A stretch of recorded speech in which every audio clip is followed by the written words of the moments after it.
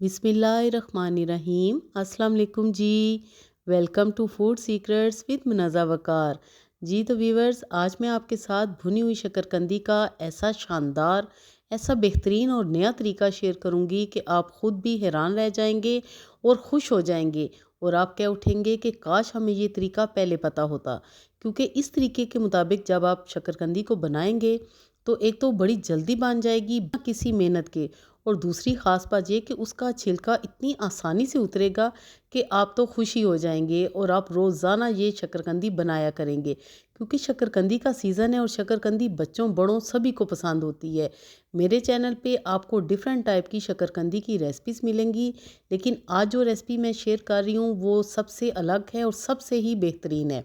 तो यहाँ पर शकरकंदी को मैंने भिगो के रखा था 1 घंटे के लिए।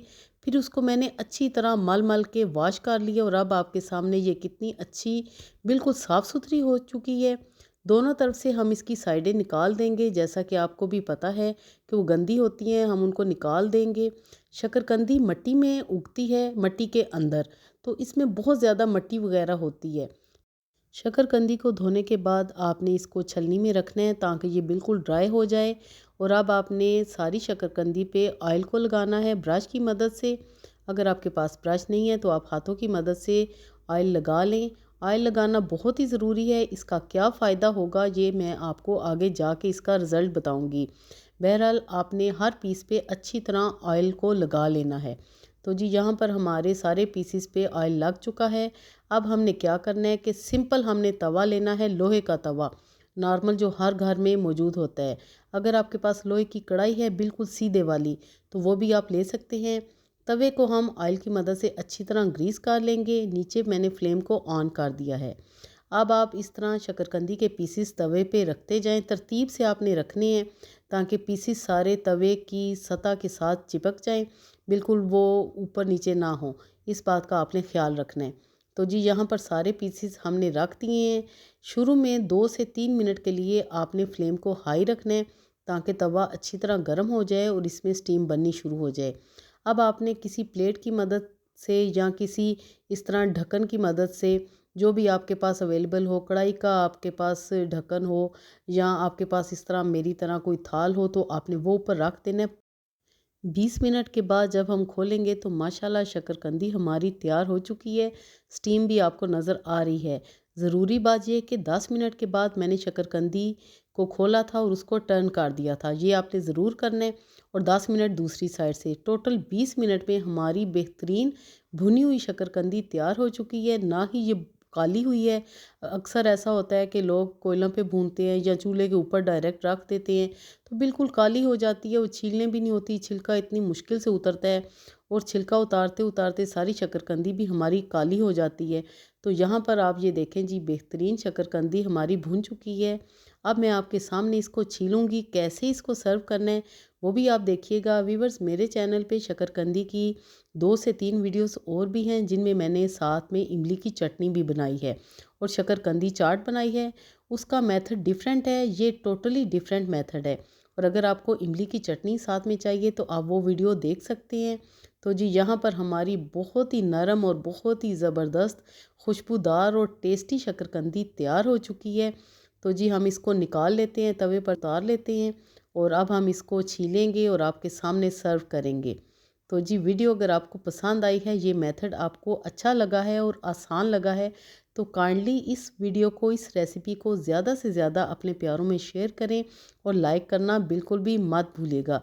ये देखें जी माशाल्लाह कितनी आसानी के साथ कितना नरम ये छिलका हो चुका है। शुरू में जो हमने इस पे ऑयलिंग की थी ना, ये उसका कमाल है। मैंने आपसे बोला था ना कि मैं आगे जाके आपको इसका रिज़ल्ट बताऊंगी। तो जी देखें जी माशाल्लाह क्या ही अच्छा रिज़ल्ट आया है। मिनटों में मैंने सारी शकरकंदी बना भी ली और छील भी ली। ये देखें जी छिलका कितना सॉफ्ट है और साफ़ सुथरा, ज़रा भी ये काला नहीं हुआ, ना ही ये जला है। होता है ना कि बिल्कुल हमारी शकरकंदी ख़राब हो जाती है और शकरकंदी छीलने भी नहीं होती। और ये शकरकंदी इतनी आसानी से कटेगी। अक्सर ऐसा होता है कि हम शकरकंदी बना तो लेते हैं, लेकिन जब हम उसको काटने लगते हैं तो हमारे से कटती ही नहीं है, तो बहुत ज़्यादा परेशानी होती है।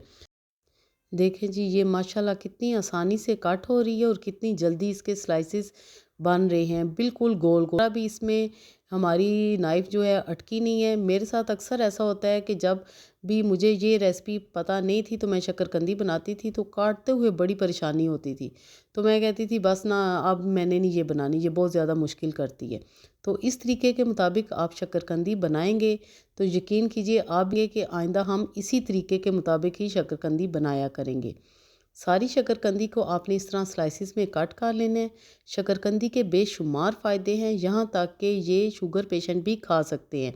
तो देखें जी ये कितनी हमारे लिए फ़ायदेमंद है। ज़रूर इसको बनाएं। साथ मैंने ली है इमली की चटनी, जो मेरी दूसरी रेसिपी में आपको मिल जाएगी। ऊपर थोड़ा सा चाट मसाला छिड़कें, या इसके साथ आप किनू का भी निचोड़ सकते हैं या लेमन जूस भी डाल सकते हैं। जो आपके पास अवेलेबल है आप वो इस पे डालें और मज़े ले ले के खाएँ। बच्चे तो दीवाने ही हो जाएंगे, उन्हें ये ज़रूर बना कर दें और ख़ुद भी खाएँ।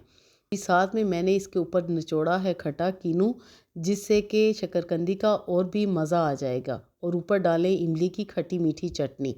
तो जी इसी तरह आपने सर्व करनी है। बनाएं और इन्जॉय करें। और अगर रेसिपी पसंद आई है तो एक दफ़ा फिर आपको मैं याद कराती चलूँ कि आपने लाइक करना बिल्कुल भी नहीं भूल। और अगर आप मेरे चैनल पे फर्स्ट टाइम आए हो तो काइंडली ज़रूर सब्सक्राइब करें, इसी तरह मज़े मज़े की आसान और बेहतरीन रेसिपीज़ हासिल करने के लिए। कीनू या नींबू डालने के बाद हम इस पे डालेंगे इमली की खट्टी मीठी चटनी। तो जी शक्करकंदी का तो मज़ा ही आ जाएगा। तो जी बनाएं और एंजॉय करें। मिलते हैं अगली वीडियो में, तब तक के लिए मुझे दे इजाज़त। अल्लाह हाफिज़।